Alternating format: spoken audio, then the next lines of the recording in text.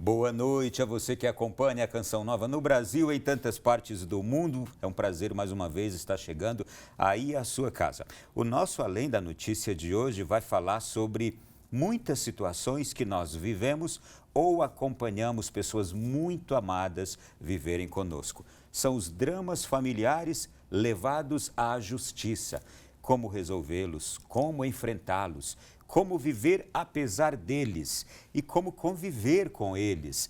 Nós temos, de fato, muitas situações, ou nós mesmos as vivemos, ou com pessoas que vivem ao nosso lado e que a gente acompanha muitos dramas. O tema do programa de hoje é Direito de Família, isto é, como resolver os problemas familiares na justiça, ou como resolver os problemas das nossas ex-famílias, ou ex-membros da nossa família, problemas com ex-membros da nossa família, que é também um drama hoje, famílias que se desfizeram ao longo da história, na justiça, tudo isso. Nós vamos conversar, portanto, aqui no Além da Notícia de hoje, com a doutora Marília Vasconcelos Ribeiro. Ela é juíza de Direito da Família, recém-aposentada do Tribunal de Justiça do Distrito Federal e Territórios. Doutora Marília, é um prazer recebê-la. Boa noite. Boa noite, Ronaldo. Uma alegria estar aqui com vocês. E estamos aqui para tentar ajudar quem estiver ouvindo, nos assistindo, esclarecer algumas dúvidas, alguns pontos, não é isso? A doutora Marília é uma querida amiga, ouvinte, telespectadora da Canção, sócia da Canção Nova. Muito obrigado por essa presença aqui. E mais ainda, olha, o tema de hoje, gente, direito de família, vou só fazer a seguinte introdução. É a área do direito que estabelece e regula as normas da convivência familiar, contendo normas que abrangem organização, estrutura, proteção da família. Também cabe ao direito da família tratar das relações familiares e dos direitos e obrigações que surgem com as mesmas. Doutora, então, para começar, como podemos definir família? Bom, família, nós temos na Constituição Federal a determinação de que família genericamente, a união entre homem e mulher e existe também a definição onde qualquer um dos pais com os filhos, né? Também é conceito de família. Hoje, nós temos uma abrangência maior por entendimento doutrinário e jurisprudencial. Por quê, Ronaldo? O direito, ele vem depois dos fatos, né? Então, nós temos fatos, e os fatos vão acontecendo na sociedade e atrás desses fatos vem o direito para regularizar, regulamentar aquelas situações. Então, hoje nós vivemos várias situações em que se pode chamar de família e o direito vem regulamentar essas situações. Mas, constitucionalmente, nós podemos, pela interpretação do artigo 226, dizer que a família é formada pelo homem e pela mulher ou qualquer um dos genitores com seus descendentes. Doutora, e quando é que surge a necessidade de uma área do direito tratar das questões de família? Eu digo, a origem do direito de família, ela vem a partir de que momento? Sim, todas as vezes que houver qualquer conflito familiar entre descendentes, entre cônjuges, companheiros, que essas pessoas não conseguem resolver por si próprias essas questões, entra a atuação do direito de família, seja por meio do judiciário ou extrajudicial, mas extrajudicial sempre tem que haver o consenso, a gente pode ver isso um pouquinho mais à frente, mas ao judiciário cabe resolver todos os conflitos em que essas partes envolvidas não conseguiram por si sós resolverem amigavelmente. Uma juíza de direito de família, ela escolhe esta área do direito por quê? Olha, direito de família não pode ser qualquer juiz. Primeiro, o juiz de família, ele precisa entender que ele tem que fazer diferença na vida das pessoas. Por quê, Ronaldo? Aparentemente, direito de família é simples. Acontece que as emoções que são tratadas dentro do direito de família, elas são muito intensas, porque você pensa, uma relação entre um homem e uma mulher dentro de uma casa, por alguns anos foram sendo criados, né? Foram criando situações que chega no momento que essas partes não conseguem mais resolver. Se elas por si próprias não conseguem mais resolver, as emoções estão muito afloradas. Então, se for perante um juiz, que é um juiz totalmente legalista, o que é o juiz legalista? Aquele que aplica a lei seca, duramente, essas questões não vão ser resolvidas. Na minha vara, eu sempre preservei pelo seguinte lema: nós temos que ajudar as pessoas a resolver o problema, não o processo. Porque o processo em si é um a mais para nós, mas o problema é aquilo que está envolvendo o casal, envolvendo a família naquele momento.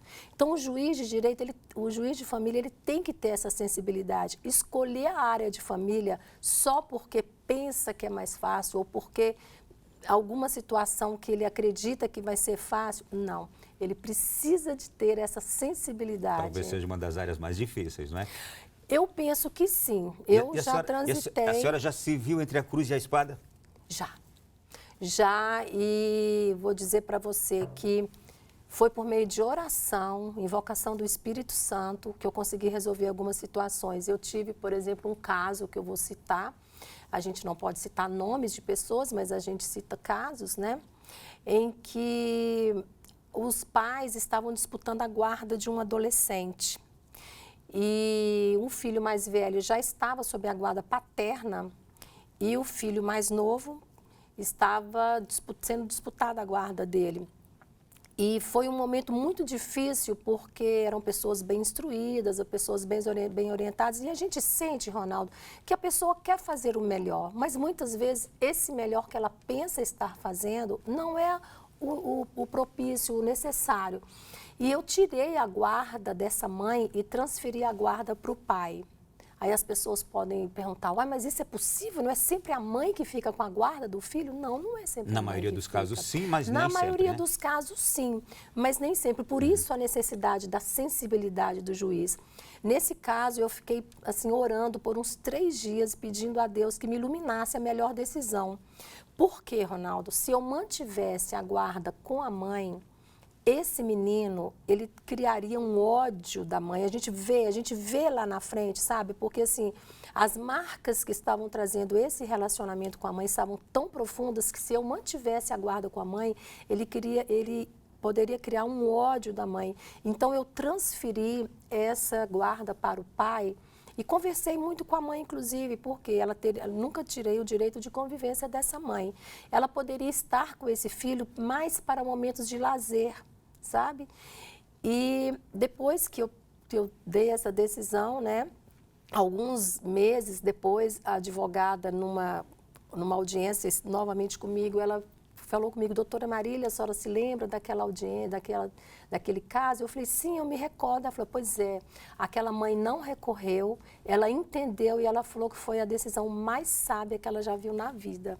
Então, eu fiquei muito contente com isso, sabe? Essa sensibilidade é muito importante. E deixa eu perguntar, porque quando envolve emoção, o juiz de família, ele corre o risco de também ele perder ali a linha em algum momento por causa do comportamento, das atitudes das partes ali envolvidas? Eu penso que sim, Ronaldo. Por quê? Porque o juiz, ele é um representante do Estado, né? Mas ele não é uma pessoa que ele chega ali, ele vira um robô. Ele não é. Por exemplo, eu já passei por uma situação em que uma mãe estava, por uma questão religiosa dela, ela estava exigindo de uma criança, filha dela de 9 anos de idade, que ela fizesse jejum. E nós sabemos que o jejum numa criança de 9 anos é dispensável. E é muito prejudicial à saúde, né? E essa criança, dado o momento de fome, o que ela fez? Ela pegou um pão e comeu um pedaço do pão. Quando a mãe chegou à noite e ficou sabendo disso, ela pegou o garfo, esquentou no fogão e colocou na mão dela, queimou a mão da filha de 9 anos e falou para ela, para você nunca mais roubar, né? E de uma outra situação, essa mesma mãe, ela falou com essa criança de 9 anos para tomar conta dos primos que tinham, salvo engano, 3, 4 anos, alguma coisa assim. E eles começaram a brincar, a correr e tudo, né? Brincadeiras de criança. Quando a mãe soube à noite que essa criança estava brincando com as outras, ela deu uma surra nela muito forte, porque ela falou que a obrigação dela era criar, educar e manter os primos quietos e não sair fazendo farra com eles, né? Então, quando a gente escuta isso, dói, como mãe, inclusive, né? Mas a gente tenta manter a tranquilidade, por quê? Porque nesse momento você está perante a mãe e perante o pai. A criança não está, mas aí você tem que conter ali, segurar a emoção e falar objetivamente, tanto com a mãe quanto com o pai, a respeito daquela situação. Né? E juiz pode dar bronca? Muita. Juíza dá muita bronca. Eu, pelo menos, eu penso até que no Tribunal de Justiça eu sou conhecida como a juíza que dá bronca, mas também que evangeliza muito, sabe, Ronaldo? Se tem uma questão que me faz dar muita bronca, é quando eu percebo, isso não é raro, que um dos pais está manipulando o filho ou os filhos para denegrir a imagem do outro. Por quê? Eu sempre falei isso com as partes, que isso para mim se chama covardia, sabe? É você usar a figura de um indefeso para atingir o outro. E eu imagino que isso não é raro, né? Não, não é raro e não eram raras as vezes em que eu brigava mesmo com isso, né? Eu ficava brava com as partes e falava com elas que a criança, o filho, primeiro é filho de Deus, que Deus colocou ali para os pais criarem. Mas não são filhos deles, não são como objetos e brinquedos e uma coisa que você escolhe fazer o que quer com ela. Não. Primeiro eles têm que, eu ainda falava, olha, você tem que responder perante Deus e perante a lei dos homens também você vai responder. Mas eu não falava manso assim não, sabe, Ronaldo? Eu sempre falei muito brava. E eu confesso para você que durante todo o meu tempo de juíza, eu nunca tive uma reclamação, no sentido de que eu tenha sido brava indevidamente. Não, por quê? Porque a minha braveza era sempre para orientar e mostrar para as partes que elas não têm o direito de ficar usando filhos contra isso, não, contra o outro, não. Né? Se elas querem resolver os problemas, elas que resolvam entre elas mesmas. E se não conseguiram resolver, se estão no judiciário é porque não conseguiram resolver, nós ali, o Ministério Público e o Judiciário, vamos tentar ajudá-los o máximo possível, né? Para que elas mesmas tomem a consciência da necessidade de se posicionarem como pais e não como pessoas que estão usando os filhos para poder agredir o outro. O ser humano, ele é um mistério. E esse mistério, muitas vezes, ele desafia. Como o juiz trata a má-fé? É facilmente identificável o uso da má-fé por parte de uma das partes? Quando o juiz se torna um juiz experiente, fica mais fácil. Por quê? Porque já houve muitos casos, já houve muitos processos, muitas pessoas já passaram perante o juiz e ele consegue identificar com mais clareza. Como tudo na vida, né? À medida que você vai amadurecendo, você vai conseguindo identificar. A lei estabelece casos de má-fé. A lei é clara, ela estabelece lá quais são os comportamentos, as atitudes que são incluídas no rol ali de má-fé. E eu falo claramente, sempre falei isso claramente, falei, olha... A senhora pode elencar para a gente aí alguns casos? Por exemplo, assim, de cabeça, né, que são vários itens, mas, por exemplo, você usar do processo para atingir um meio ilegal. Alterar a verdade dos fatos. Você sabe que um fato é de um jeito, mas você coloca no processo de outro jeito. Atrasar o processo indevidamente, sabendo que o processo tem um curso e você começa a colocar, impor recurso, incidente, para atrasar o andamento do processo. Fraude documental? Não, fraude documental não é má-fé, já é crime. Já é crime, né? Claro que se ela usa uma prova, um processo para atingir um meio ilegal e usando um meio ilegal, vai entrar também, não afasta a má-fé, mas além da má-fé, a pessoa pode ser incluída no rol de crime. A mentira, penal. como é classificada? No Brasil, não existe o crime de perjúrio. O que é o crime de perjúrio? A própria pessoa mentir. Não existe. Então, a parte pode mentir, a testemunha não pode. Ela, inclusive, pode ser presa. Mas não é mais grave a parte mentir? Então, mas não está elencado, né? Mas, por isso a importância do juiz ter tranquilidade, sabedoria, acima de tudo, né? E pedir o Espírito Santo para iluminar durante as audiências, principalmente. Por quê? Porque você orientando a parte, fala, olha, você sabe o que efetivamente aconteceu. Se você mentir aqui agora para atingir o objetivo ilegal, você pode ter certeza que lá na frente isso vai ser cobrado de você. Então, o juiz tem esse papel, sabe, de instruir, de conversar. É o que eu disse no início, fazer a diferença na vida da pessoa, né? Porque às vezes a pessoa vai mentir até para se defender de alguma situação que ela pensa que o outro está criando. nem sempre é má fé. Algumas vezes pode ser uma má fé, não uma má intenção, mas às vezes é um meio de proteção. Então você esclarece para ela que os fatos estão ali. E eu ainda falo, olha, os fatos estão aqui, você está falando uma coisa e a outra pessoa vai falar outra. Se eu perceber que você está mentindo para ter um objetivo injusto e ilegal no processo, eu vou caracterizar como má fé e vou aplicar a multa de má fé. Vou aplicar a litigância, que a gente chama, né, de litigância de má fé. Eu esclareço isso para as partes. Né? Agora, se a pessoa mente devidamente, né, um ator, uma atriz, aí realmente fica difícil da gente detectar. Mas o que acontece nessas mentiras? Se o processo continua, vai ter o que se chama de instrução, que é oitiva de testemunhas, as provas, né, provas documentais, uma hora essas provas vão de encontro ao que a pessoa falou. Não adianta, ela não consegue sustentar uma mentira por muito tempo. Né? Eu já tive casos de ouvindo a parte numa ação de união estável, em que ela alegava uma união estável com o falecido não estava ali para se defender. Então, necessariamente, eu marcava uma audiência para ouvir essa pessoa. No caso específico, era uma mulher que dizia ter tido convivência de união estável com o falecido. E em dado momento a gente vai perguntando, e de repente ela falou, vamos dizer que seu José, né, um nome fictício. Ela falou, não, mas o seu José estava sempre... Aí você falou, opa, como que uma pessoa que vive em união estável vai falar seu José? Eu nunca vou me referir ao meu marido, ao meu companheiro, como senhor fulano de tal. Eu sempre vou dizer o meu esposo, né, ou no máximo José, mas nunca o senhor José. Então, essa pessoa era uma cuidadora do falecido e que uma vez que esse morto não estava ali para se defender, ela entrou dizendo que tinha união estável, quando na verdade ela estava ali apenas para cuidar dele, ela era cuidadora dele. Eu estou com muitas curiosidades aqui nesse primeiro bloco.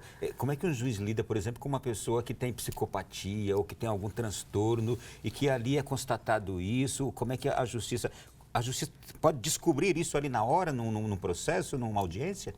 O juiz, ele não tem competência, a não ser que ele seja formado Mas em ele vê psiquiatria. se ele vê sintomas, como é que trata essas questões? Ronaldo, assim, eu confesso para você que eu nunca vivenciei uma situação dessa. Assim, eu já vivenciei uma situação bem próxima, foge ao direito de família. Por quê?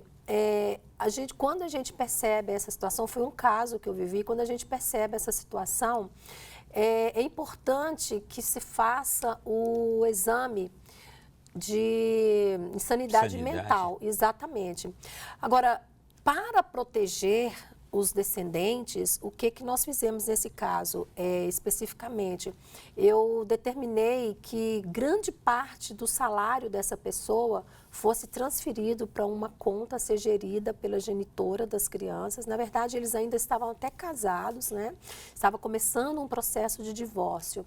E ele, inclusive, não se opôs. Na verdade, a minha pergunta era, acho que eu não me comuniquei bem. Sim. Era, por exemplo, quando numa audiência, é possível que um juiz detecte, essa pessoa ela tem traços de psicopatia, tem traços de loucura, nada que tenha sido detectado antes, mas um sintoma que ali o juiz pode perceber. Era mais ou menos uma curiosidade nesse sentido. Sim, Porque, sim. de fato, tem seres humanos que eles se revelam em momentos de tensão e de provas, como numa audiência, né? Sim, é verdade. Se o juiz tem essa perspicácia, é possível que ele consiga identificar, sim, principalmente se ele tem alguma formação na área médica ou tenha convivido, né, às vezes uma questão até familiar, de amigos e tudo, com pessoas que têm aqueles traços de personalidade ou de comportamentos. É possível, sim. Agora, o que é importante nesse caso o juiz fazer?